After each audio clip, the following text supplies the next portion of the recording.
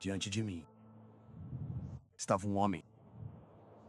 Um homem que não temia reis. Esta não é a história de um homem comum. Esta é a história de um profeta. Esta é a história de Elias, o profeta do fogo.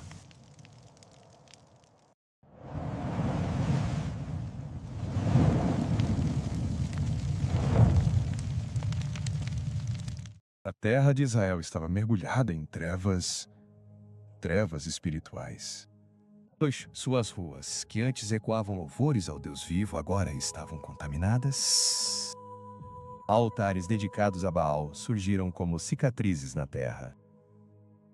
O incenso não subia mais ao céu em honra a Jeová, mas se misturava a cânticos distorcidos, danças profanas e rituais que nada tinham de sagrado. Nos campos, onde antes se lembrava a bondade do Criador, outro clamor se fez ouvir. Mas eu não ouvirei. Mande-nos chuva. O povo havia trocado a fonte pela ilusão, a aliança pelo engano. Invocavam um Deus que prometia fertilidade, mas não conseguia responder. E enquanto isso acontecia, as vozes dos verdadeiros profetas eram silenciadas. Não por argumentos, mas por sangue. No centro de tudo, uma figura se erguia. Jezabel, determinada, implacável, de mãos inflexíveis e coração endurecido, impôs sua religião estrangeira a toda a nação. E Israel acorrentou. Foi nesse momento que ele apareceu sem aviso prévio, inesperado, como um homem moldado. Pelas próprias montanhas, áspero como o deserto, inabalável como as rochas, e a Gileade inabalável. Seu rosto, marcado pelo sol e pelo tempo, carregava algo em comum. Não apenas resistência, convicção. A certeza de quem vive na presença do Altíssimo. Seus passos não eram apressados, mas tinham peso. Cada movimento ecoava algo maior do que ele mesmo. Então ele entrou pelos corredores do palácio. Os guardas se entreolharam, confusos. No entanto, ninguém ousou detê-lo. Havia algo nele que ordenava silêncio sem uma palavra. Seu olhar atravessou a sala como um relâmpago e parou diante do trono. Acabe, rei de Israel. Elias não se curvou. Ele não pediu permissão. Ele não suavizou suas palavras. Com uma voz mais forte que qualquer tempestade, ele declarou: Tão certo como vive o Senhor, o Deus de Israel, perante quem estou. Não haverá chuva, nem chuva nestes anos, exceto por minha palavra a um. O efeito foi imediato. O silêncio caiu como um golpe, pesado e cortante. Os lábios de Jezabel se apertaram. O rosto de Acabe endureceu. Isso não era um aviso. Era um decreto. O Deus da chuva havia sido desafiado. A terra se fecharia. Os céus seriam selados, não pela vontade humana, mas pela palavra do Deus vivo. E antes que qualquer ordem fosse dada, antes que os guardas pudessem reagir, Elias desapareceu tão repentinamente quanto havia aparecido. Quem ele pensa que é para falar comigo dessa forma? Não sei, meu senhor. Mas suas palavras fizeram mais do que confrontar um rei. Elas plantaram inquietação, confusão e um medo que ninguém ousava nomear. Enquanto isso, longe dos olhos do palácio, Deus conduzia seu profeta para o oculto, para o silêncio, para um lugar esquecido pelos homens, o riacho de Querite, a leste do Jordão, Becos. Ali, onde não havia multidões, nem aplausos, nem testemunhas humanas. Elias aprendeu algo mais profundo. A fidelidade de Deus, lugar secreto. O riacho corria silenciosamente entre as pedras, e a cada nascer do sol, e a cada pôr do sol, algo improvável acontecia. Corvos, criaturas consideradas impuras, desciam do céu. Pousavam entre as pedras e carregavam em seus bicos pão e carne. O céu sustentava o profeta de uma forma que ninguém poderia imaginar. Criaturas rejeitadas se tornavam instrumentos da provisão divina. Elias sentou-se à beira do riacho, comendo pão em silenciosa reverência. Não era apenas comida, era um lembrete. O mesmo Deus que fecha os céus é o Deus que sustenta os seus quando tudo ao redor começa a secar. O som da água correndo pelas pedras ficava mais fraco a cada dia mais distante, até que o que antes corria forte se tornou apenas um fio fiel. Elias não observava com desespero, mas com compreensão. A seca não era simbólica, não era apenas espiritual, era real. Ela se espalhou pela terra como um julgamento silencioso, consumindo campos e esvaziando fontes, testando corações. Até que finalmente o riacho secou, sem água, sem som. A provisão daquele lugar havia chegado ao fim. E então, a voz do Senhor soou novamente, não como um eco distante, mas como uma orientação clara. Elias teve que partir. Seu destino não era Israel. Era Zerapat, uma terra estrangeira. Sidim, o mesmo lugar de onde Jezabel havia trazido a idolatria que corrompeu a nação. Deus não o enviou a um rei, nem a um sacerdote, nem a um homem poderoso, mas a uma viúva, pobre, segundo todos os critérios humanos, incapaz de sustentar alguém, muito menos um profeta.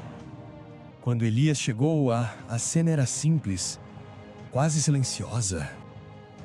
À entrada da aldeia, ele a viu curvada, apanhando gravetos, os últimos.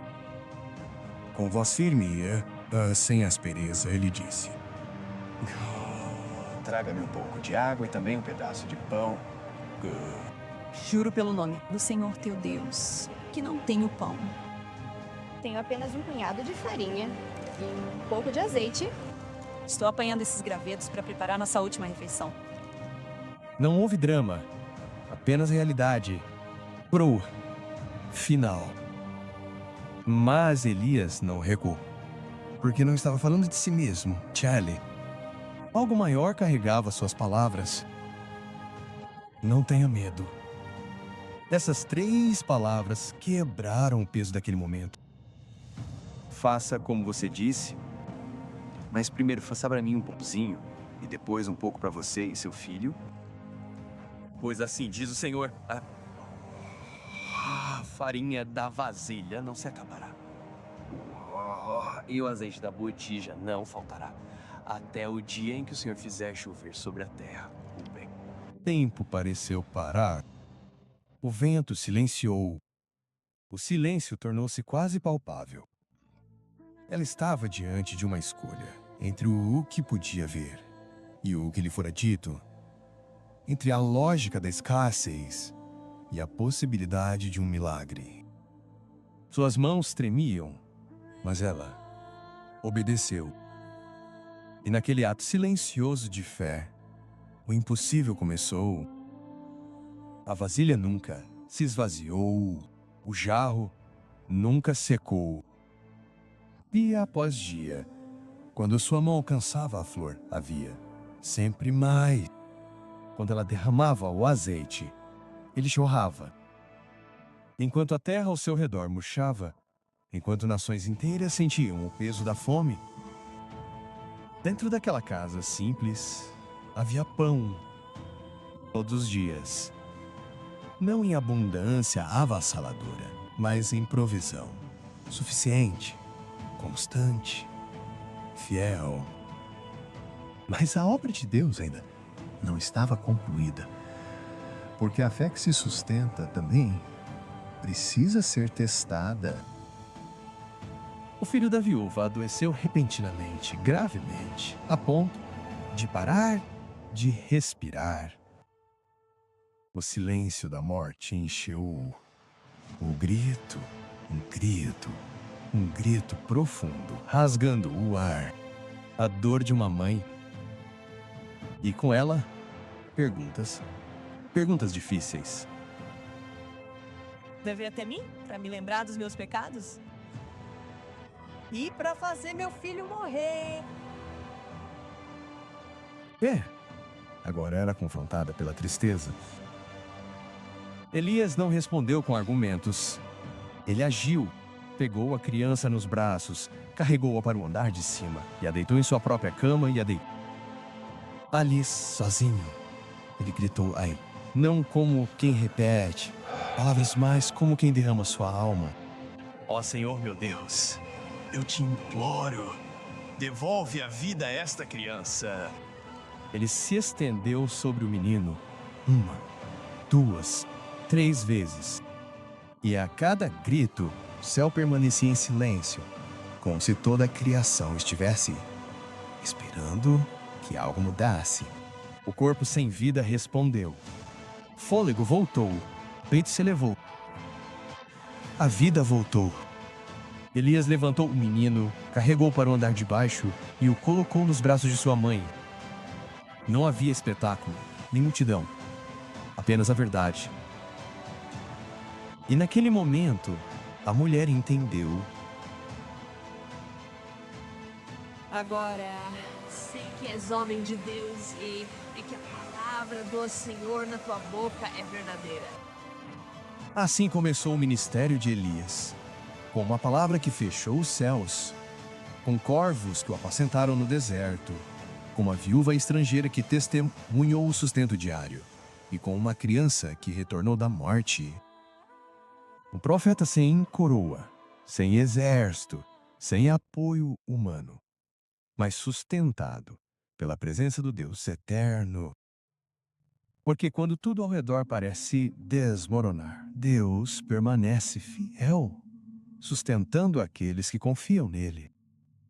E Elias aprendeu em Querite e em Zerapate que a mesma mão que provê em segredo é a mesma mão que o envia para enfrentar os reis.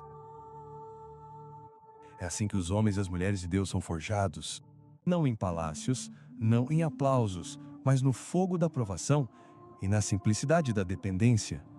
3 anos, 3 longos anos de seca, passaram sobre Israel como um peso invisível, mas devastador. Os campos não produziam nada, poeira. Os rios não corriam mais, apenas rachaduras cortavam a terra. O gado cambaleava e caía sob o sol implacável. O céu permaneceu fechado, ainda em silêncio. Veio o Deus que dizia controlar a chuva. Não disse nada. Nenhuma nuvem, nenhuma gota, nem mesmo o vale da manhã ousou aparecer. A fome se espalhou pelas aldeias como uma sombra lenta. E mesmo assim, o povo não se voltou para o Senhor. Então, a voz de Deus voltou a Elias, clara e direta. Vá e mostre-se a Agabe, pois enviarei chuva sobre a terra. Aquele que estava escondido, agora era chamado para ser revelado. O profeta saiu do anonimato e voltou para o centro do conflito. O encontro aconteceu rapidamente. Quando Acabe viu Elias, o homem que havia fechado os céus com uma única palavra, seus olhos arderam de raiva. É você, aquele que perturba Israel? Eu não tenho perturbado Israel. Mas você ia à casa de seu pai porque vocês abandonaram os mandamentos do Senhor e seguiram a besteira. Isso não foi apenas uma acusação. Foi uma revelação. Então, Elias lançou o desafio. Um desafio que ecoaria por gerações. Reúna todo Israel e reúna no Monte Carmelo os 450 profetas de Baal e os 400 de Azer. Ali, diante de todos, seria decidido quem é Deus. O dia chegou e, como um chamado inevitável, o povo subiu. Das cidades, das aldeias, dos campos secos, homens, mulheres, anciãos, todos se reuniram para testemunhar algo que não podia ser ignorado. Os profetas de Baal chegaram com grandiosidade, vestes rituais, olhos confiantes. Eles se moviam com a certeza de quem acreditava estar no controle. E Elias estava sozinho, sem exército, sem apoio. Apenas um homem diante de uma multidão. Mas quando ele se levantou, era como um leão entre homens. Até quando vocês vacilarão entre dois caminhos? Se o Senhor é Deus, sigam-no. Mas se Baal é Deus, sigam-no. O povo permaneceu em silêncio. Nenhuma resposta, nenhuma reação. Sua indecisão era visível. 2 altares foram preparados. Um para Baal, outro para o Senhor. Nenhum fogo humano, nenhuma artimanha, nenhuma interferência. A regra era clara. O Deus que responde com fogo, ele é Deus. Os profetas de Baal começaram a gritar desde o início da manhã. Baal, responde-nos! Quem responde? Suas vozes ecoavam pela montanha. Eles dançavam, eles pulavam, eles circundavam o altar em frenesi. As horas se passaram. O sol se erguia mais alto, queimando suas peles, mas nenhuma resposta veio. Ao meio-dia, Elias falou, e sua voz cortou o ar. Grite mais alto. Talvez ele esteja pensando, ocupado ou viajando. Alguns riram nervosos, outros se mexeram inquietos. Talvez ele esteja dormindo. Quem sabe? Talvez ele precise ser acordado. A zombaria alimentou seu desespero. Eles gritaram mais alto, mais intensamente, até que começaram a se cortar. Facas, lanças, sangue escorria por seus corpos. Mas o céu permaneceu em silêncio. Nenhuma voz, nenhuma resposta. Ninguém para responder. O altar de Baal permaneceu intocado. Então, Elias gritou, vinde a mim. A multidão se aproximou, e o contraste era inegável. Nenhum grito, nenhum frenesi, apenas reverência. Ele começou restaurando o altar do Senhor, que estava quebrado. Pedra por pedra, 12 pedras, uma para cada tribo de Israel. Um lembrete de que eles ainda eram povo, mesmo quebrados, mesmo perdidos. Ele cavou uma vala ao redor do altar, preparou a lenha, colocou o sacrifício. E então, fez algo que ninguém esperava. Em meio a uma seca, ele pediu água. 4 talhas despejaram sobre o altar. 1, 2, 3 vezes, até que tudo ficou encharcado. A água correu e encheu a vala. Humanamente, não havia chance, não havia possibilidade de fogo. Elias levantou os braços e se orou. Nenhum espetáculo, nenhuma repetição, somente a verdade.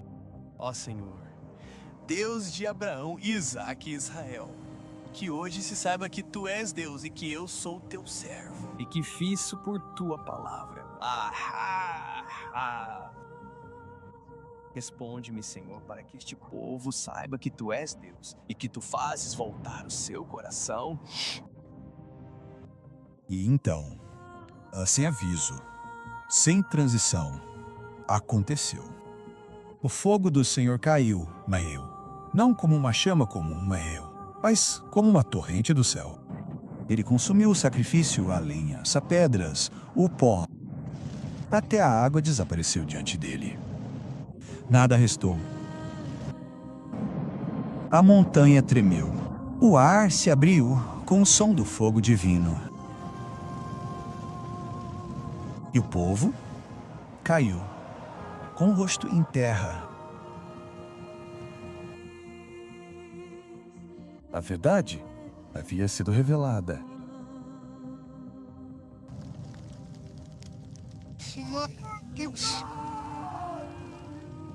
Sem debate, sem dúvida.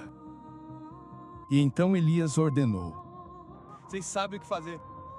Prendam os profetas de Baal. Não deixem nenhum deles escapar. O povo, agora tomado pela convicção, obedeceu. Os 450 foram capturados.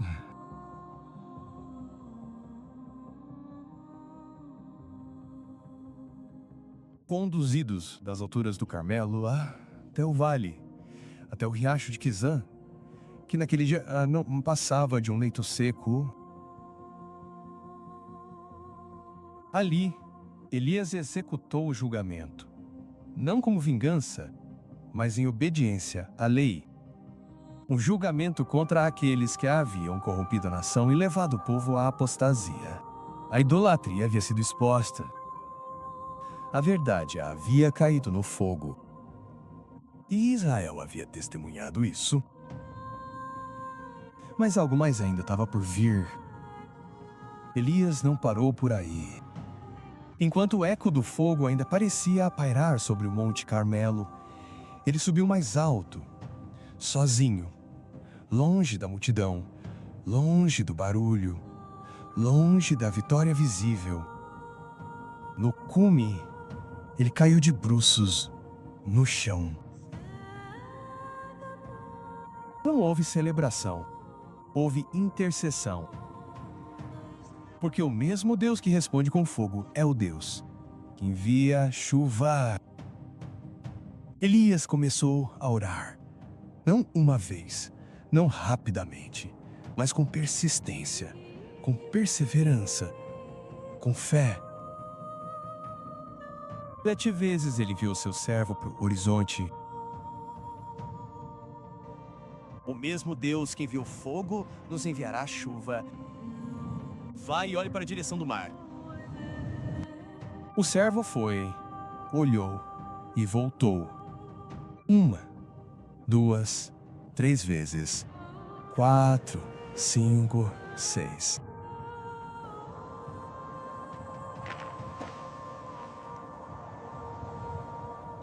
Não há nada. Nada. O céu permaneceu fechado. Mas Elias não se levantou. Na 7ª vez, o servo voltou diferente. Diga-me, o que você viu? Vejo uma pequena nuvem do tamanho da palma da minha mão. Era quase nada. Um sinal mínimo, quase invisível. Mas para Elias era tudo. Porque a fé não se baseia no tamanho do sinal, mas na certeza da promessa. Diga a Acabe para preparar seu carro e descer para que a chuva não o detenha. E então, o céu mudou. As nuvens se acumularam, o vento aumentou. O ar seco ficou pesado e, de repente,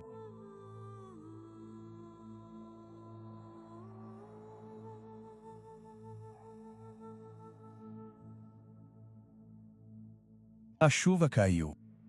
Forte, abundante, implacável. A terra seca voltou a beber. Os campos receberam vida. O silêncio da seca foi quebrado pelo som da chuva. Mas aquela chuva foi mais do que água. Foi restauração. Foi resposta. Foi graça após o julgamento.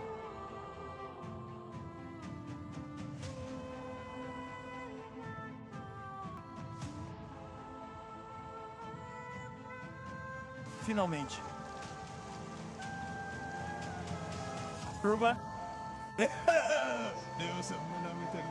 Monte Carmelo havia sido marcado pelo fogo, pela água, pela verdade revelada.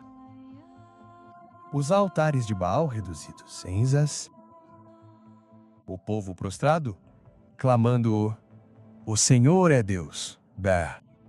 E a chuva finalmente voltou, depois de anos de silêncio. Elias correu. Mas não foi apenas uma corrida. Foi como se algo invisível o impelisse para a frente. Como se a própria mão de Deus o empurrasse para frente. À frente do carro de Acabe. À frente do impossível. O vento fustigava-lhe o rosto. A poeira subia sob seus pés. E, mesmo assim, ele não parou. Seu coração ardia. Não só pelo esforço, mas pela expectativa. Havia esperança. Uma chama viva dentro dele. Talvez, agora, depois que o fogo caiu do céu, depois que o povo se curvou, depois que a chuva acabou com a seca, talvez agora tudo mudasse. Mas quando ele chegou, quando passou pelos portões do palácio, o ambiente era outro. Pesado, frio. Como se a presença que enchia o Monte Carmelo não estivesse ali.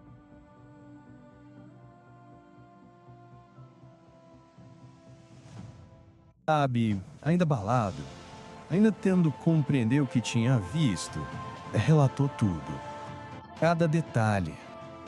O altar reconstruído, a água jorrando, o fogo do céu, o povo caído com o rosto em terra, os profetas mortos, a chuva voltando, a terra seca. Mas enquanto ele falava, outra presença encheu o ambiente.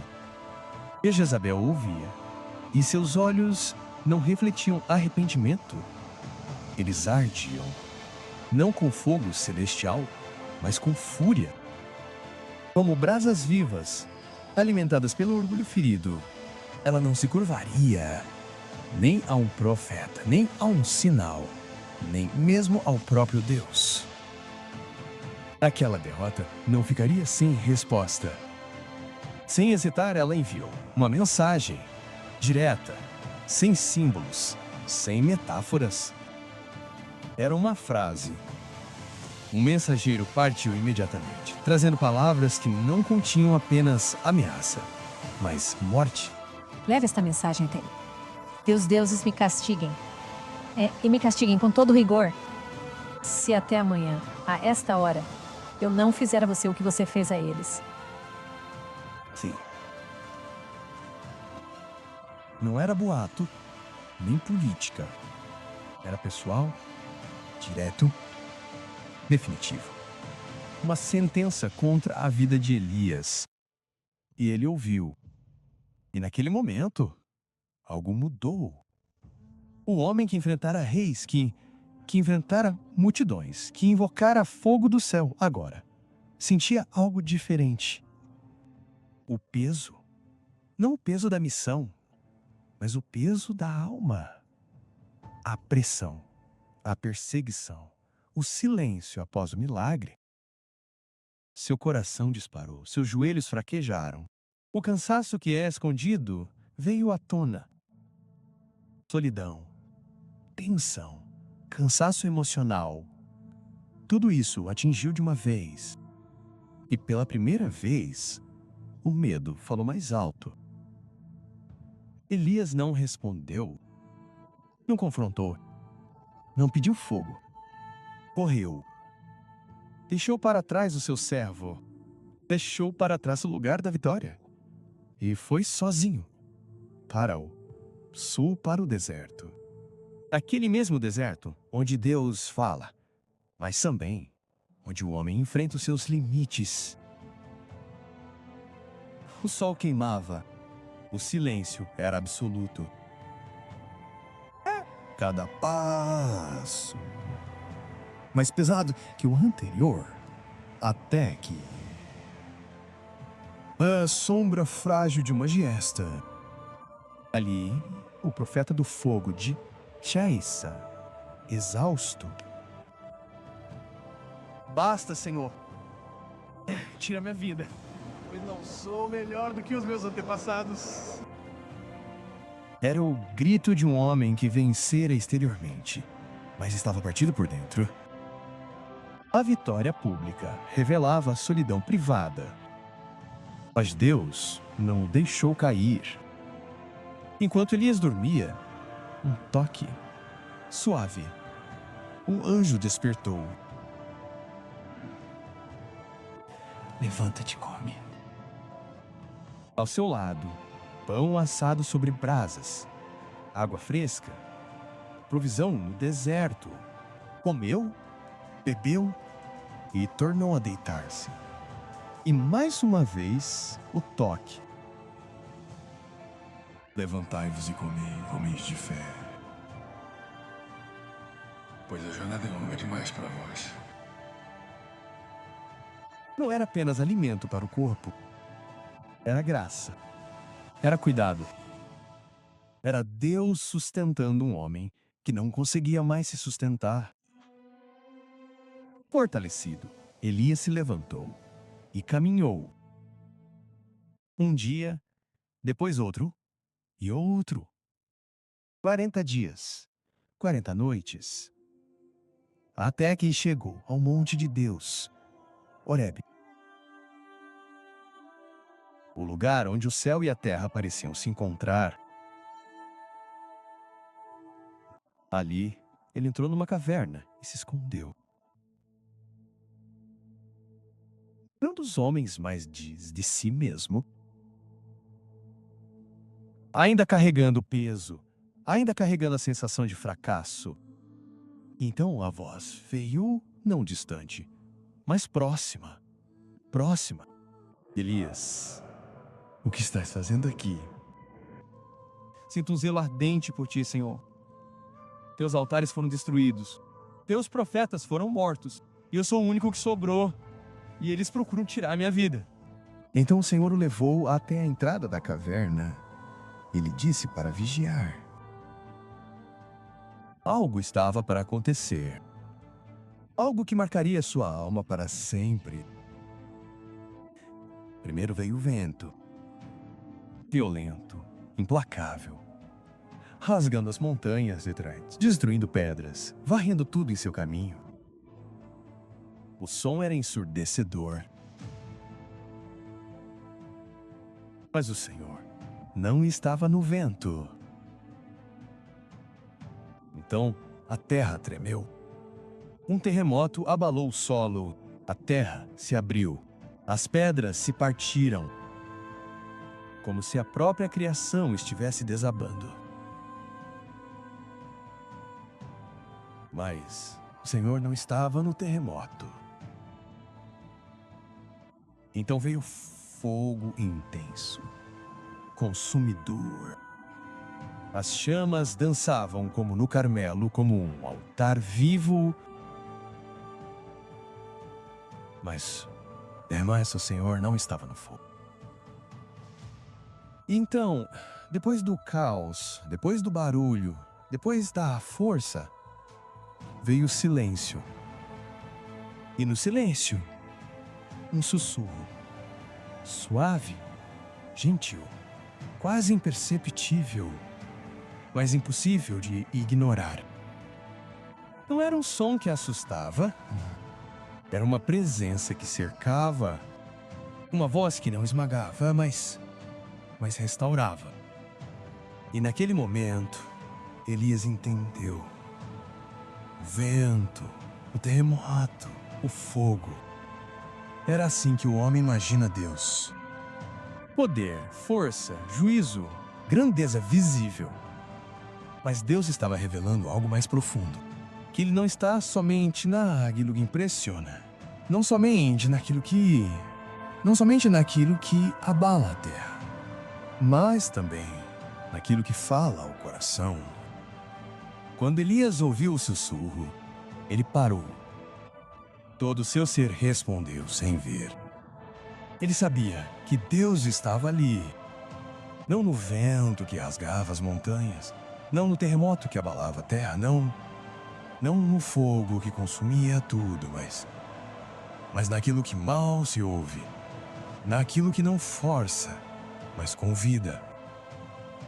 Então Elias cobriu o rosto com o manto, não por medo, mas por reverência, e saiu. Cada movimento agora era diferente, mais lento, mais consciente.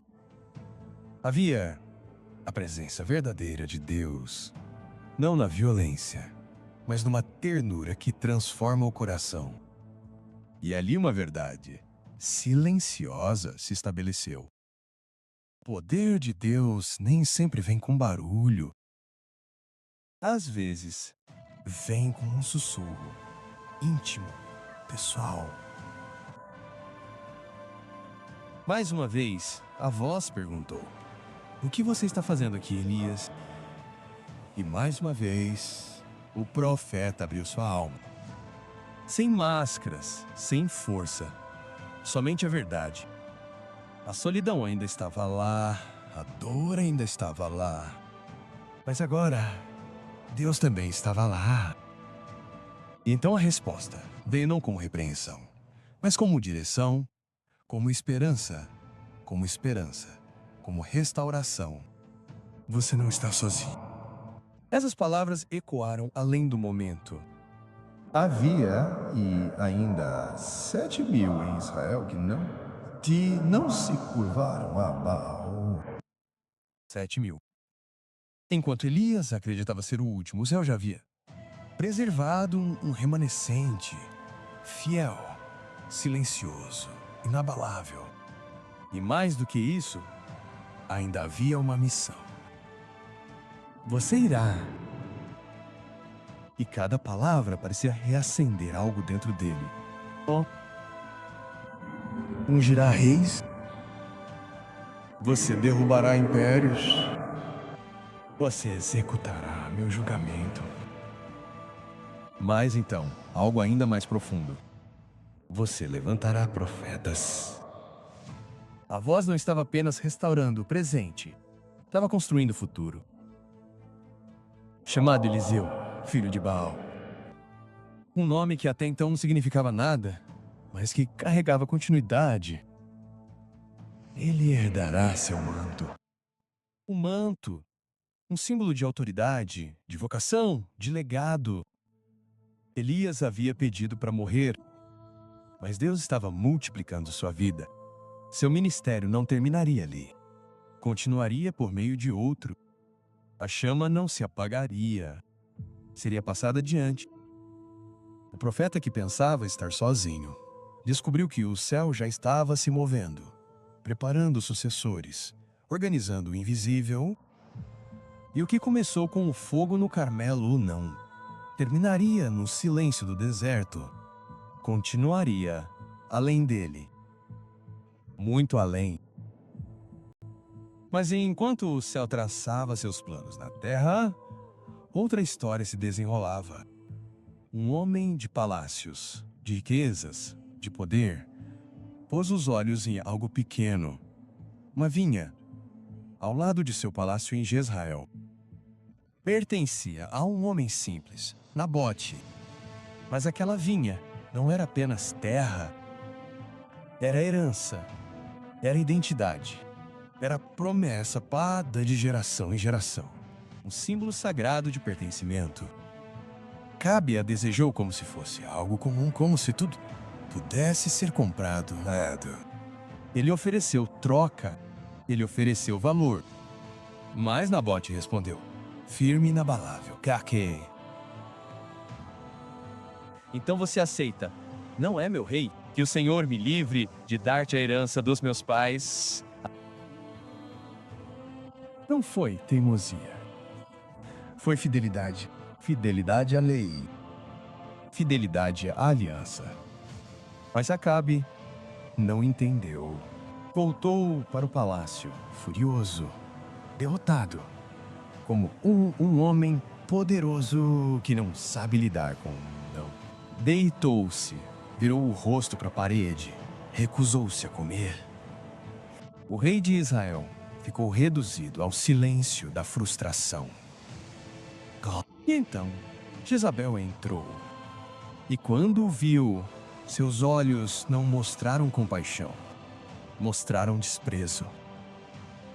Você é o rei de Israel? Então levante-se, coma e alegre-se.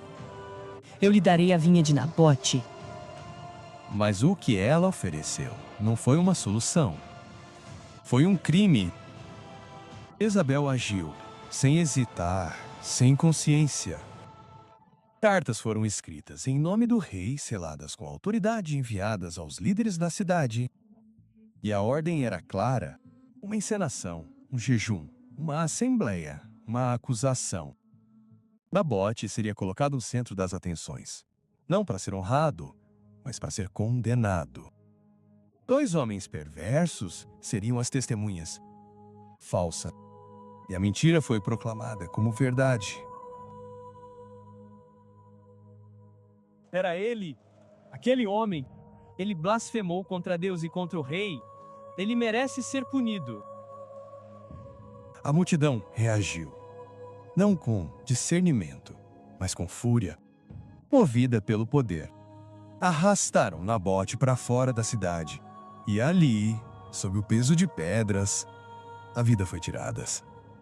Silenciosa, injustamente, definitivamente.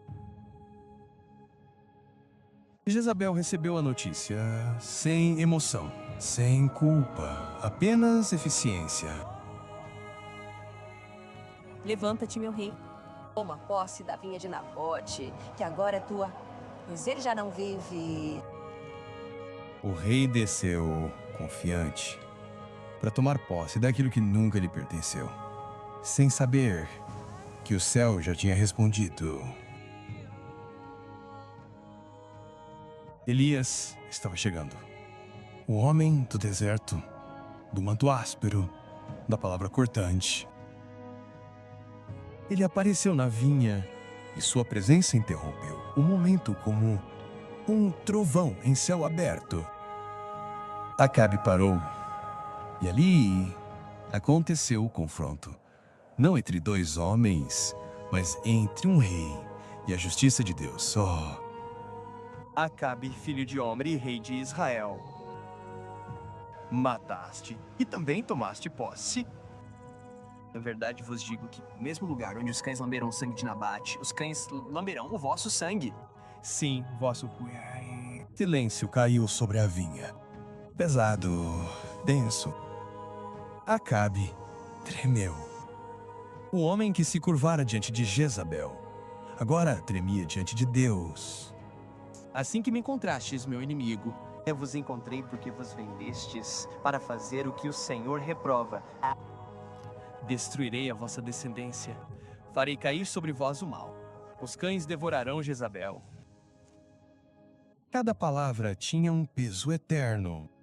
A vinha, que deveria ser um lugar de vida, era agora um palco de julgamento.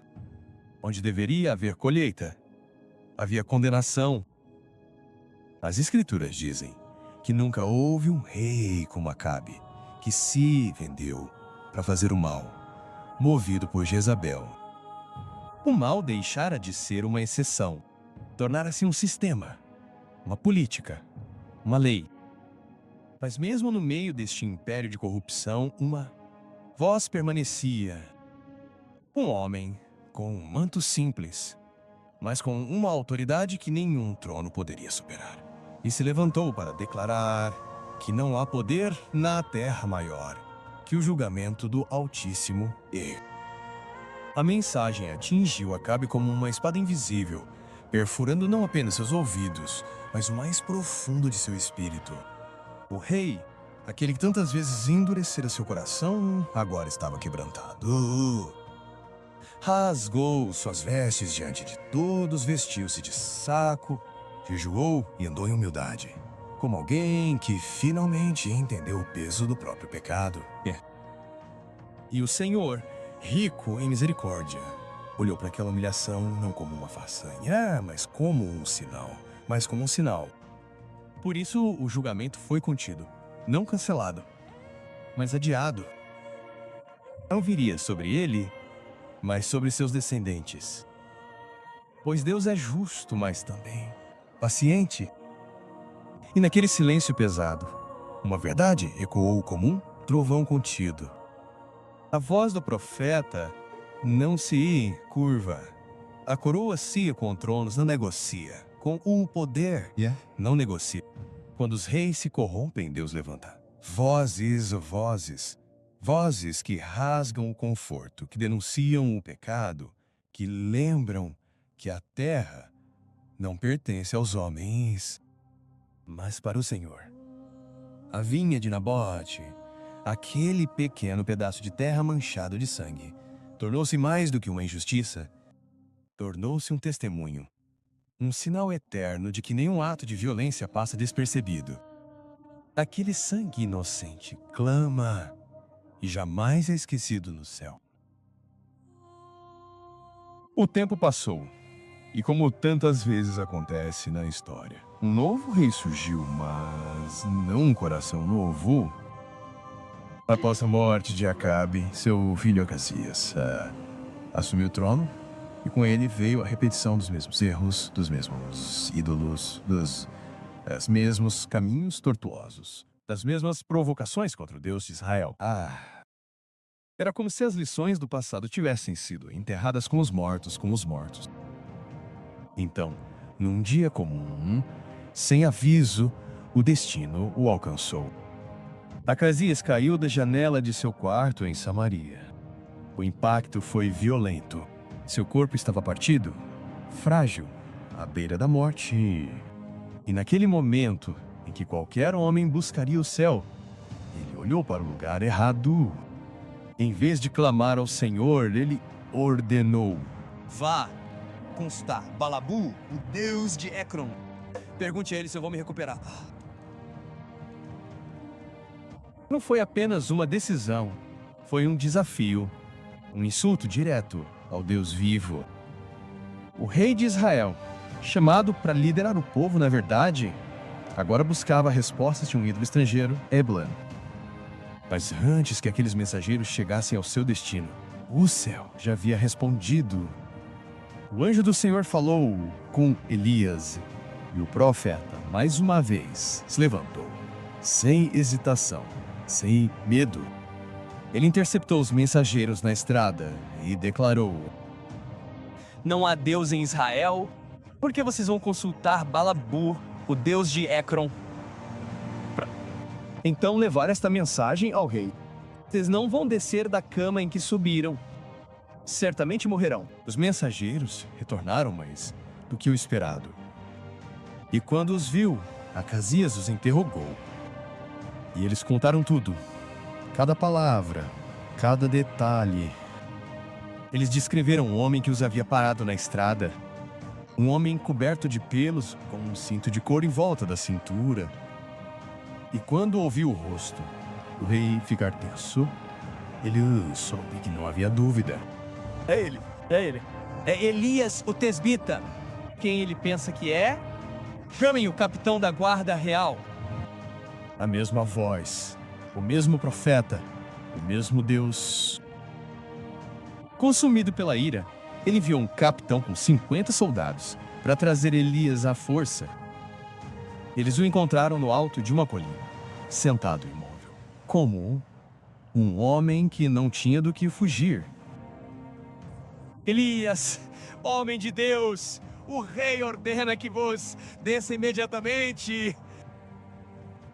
E Elias respondeu, sem levantar a voz e sem pressa: Se eu sou um homem de Deus, que desça fogo do céu e consuma você e seus 50 homens. E naquele instante, o céu respondeu. Caiu fogo, violento, irresistível, e os consumiu.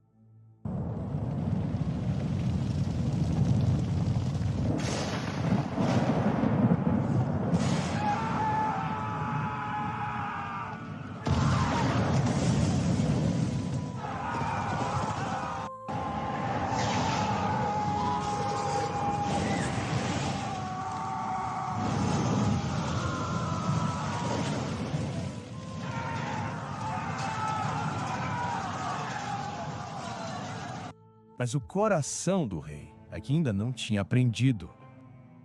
Um segundo grupo foi enviado, mais severo, mais arrogante. Elias, homem de Deus, desça agora mesmo. O rei ordena que você venha conosco. Elias, com a mesma firmeza, respondeu novamente, e o fogo caiu mais uma vez, como um selo do céu.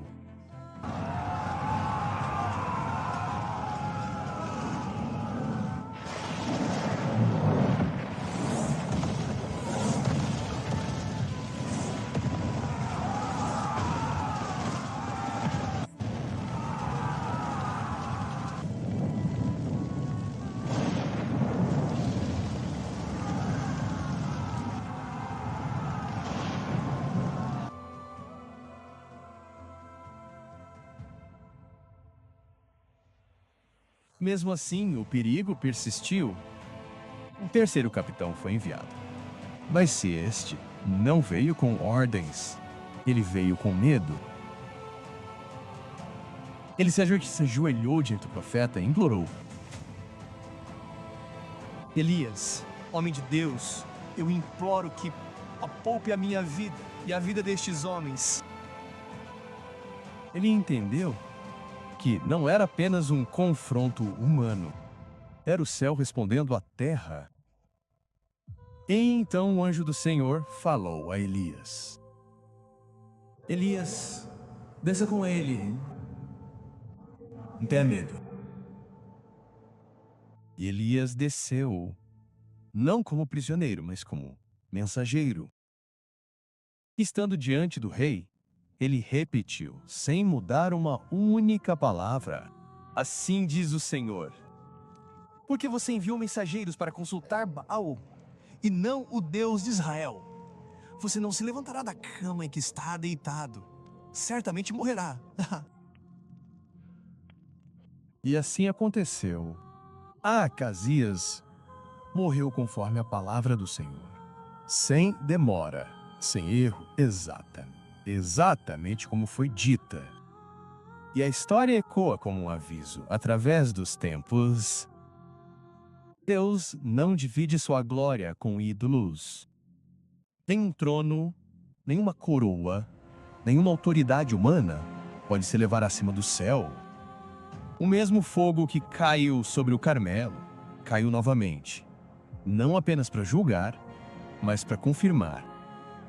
Elias não falou por si mesmo, mas como a voz do Altíssimo.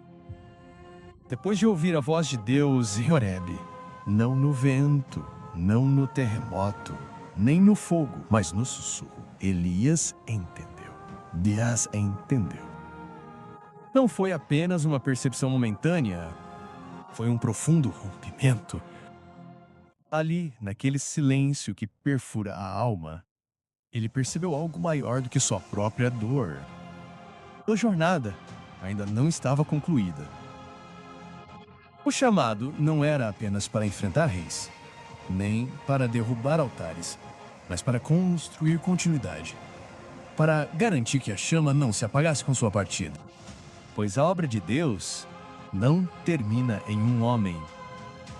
Ela continua. Ela se estende como um rio que nunca seca, fluindo. To tempo, atravessando gerações. E naquele silêncio, carregado de propósito, foi dada a missão de suscitar sucessores. Homens que não apenas ouviriam, mas carregariam o peso da presença. Homens que sustentariam a chama quando sua voz se calasse. Entre eles, um chamado Eliseu, filho de Safate. Um homem comum, sem títulos, sem história registrada, mas prestes a ser marcado pelo extraordinário. Então o dia chegou, não com sinais, nem com grandes anúncios, mas com a simplicidade que tantas vezes acompanha os movimentos de Deus. Elias saiu sem barulho, sem anúncio, apenas obediência. Cada passo carregava um propósito, mesmo sem testemunhas. E ele encontrou Eliseu no campo, arando a terra com 12 bois. O som do arado quebrando o solo, o cheiro de terra recém-revolvida, o trabalho constante sob o sol, o peso do trabalho, o ritmo repetitivo da vida cotidiana. Tudo parecia igual a todos os outros dias. Mais um dia de rotina, mais um dia de esforço silencioso. Mas aquele dia não era comum. Era o dia em que o invisível tocaria o visível. Então, no caminho, Elias apareceu, caminhando em silêncio, sem pressa, sem hesitação, como quem sabe exatamente o que deve ser feito. Sem discursos, sem explicações. Apenas um gesto. Ele pegou seu manto e o lançou sobre os ombros de Eliseu. E naquele instante, o tempo pareceu parar. Tudo mudou porque não era apenas uma veste. Era um chamado. Era uma transferência. Era o peso invisível da presença de Deus repousando sobre um novo homem. Era a continuação de uma história que não podia ser interrompida.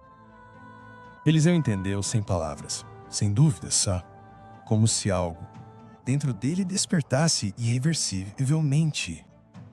Ele largou o arado e correu atrás do profeta. Deixe-me apenas me despedir dos meus pais.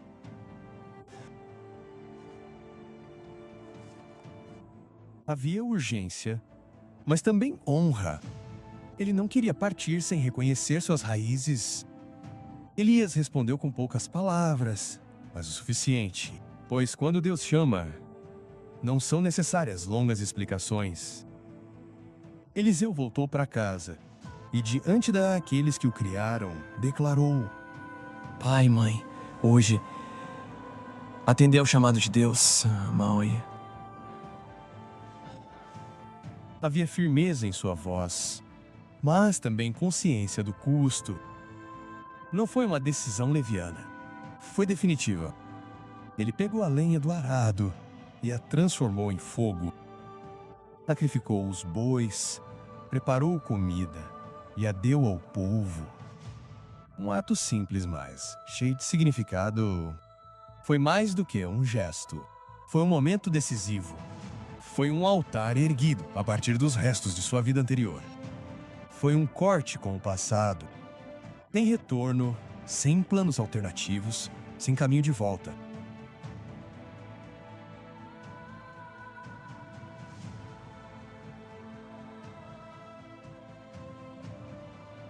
E daquele dia em diante, Eliseu caminhou ao lado de Elias.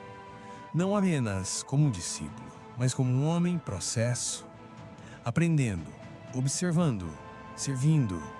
Absorvendo não apenas as palavras, mas o espírito da missão. O tempo avançava, silencioso, mas inevitável. Como um relógio que ninguém vê mais, que nunca para. Até que chegou o dia em que o céu viria buscar menos Ló. Partiram de Gilgal, caminhando juntos. Cada passo agora era uma despedida. Passaram por Belém, por Jericó, e em todos os lugares. Elias dizia: Inemel, Stray. Você deve ficar aqui, meu filho. Não quero que você carregue o peso do que está por vir. Como se o testasse, como se o preparasse, como se no fundo tentasse poupar menos Ló. Mas Eliseu permaneceu firme sem recuar, sem hesitar. Não por teimosia, mas por fidelidade, por amor, por convicção. Então chegaram ao Jordão, a fronteira, o ponto de transição, o lugar onde as histórias mudam. Elias pegou seu manto, dobrou-o e bateu nas águas.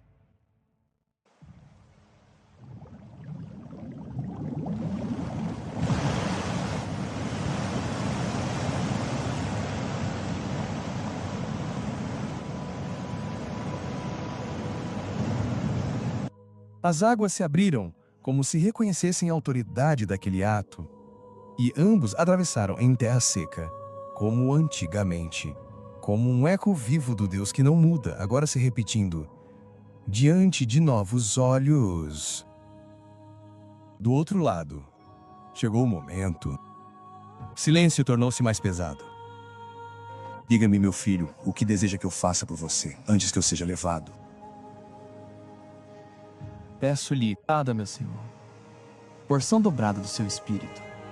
Não foi ambição, foi responsabilidade. Foi o reconhecimento de que o que estava por vir exigiria mais. Foi o desejo de continuar, ir mais longe. Enquanto caminhavam, de repente, o céu se abriu. Não como um espetáculo, mas como uma intervenção divina. Um carro de fogo, com cavalos de fogo, desceu entre eles, separando mestre e discípulo.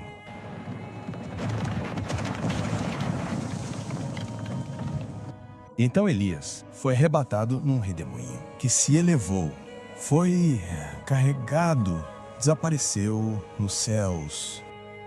Meu pai, meu pai!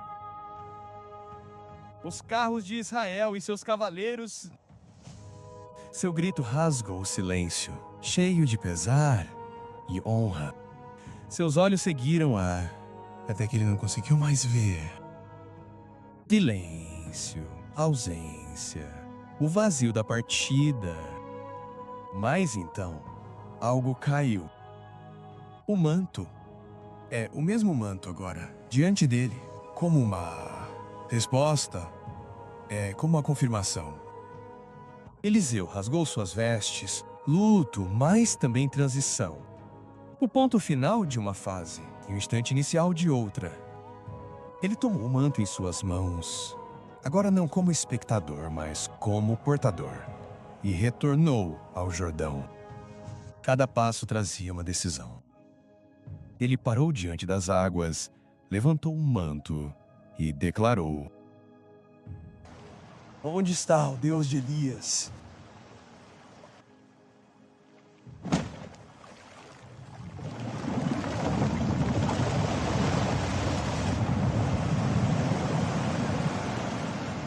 Eles se separaram, novamente porque nunca se tratava de Elias. Era de Deus, e ele atravessou, não mais como servo, mas como profeta. Os filhos dos profetas observavam de longe, testemunhas de um momento invisível aos olhos naturais, e o reconheceram. O espírito de Elias pousou agora sobre Eliseu. Assim começou uma nova história, uma nova estação, uma nova voz. Pois Deus não escolhe somente os fortes, nem os mais preparados. Ele escolhe os disponíveis, aqueles que estão dispostos a deixar tudo, a obedecer sem reservas. Eliseu deixou o arado e começou a dividir os rios, não pela sua própria força, mas pela obediência. O manto que caiu sobre ele não era apenas uma vestimenta, era o início de uma vida marcada pela presença de Deus. Elias, o profeta do fogo, foi levado para o céu. Mas o fogo não se apagou porque o manto foi passado. E nas mãos de Eliseu, uma nova era começou.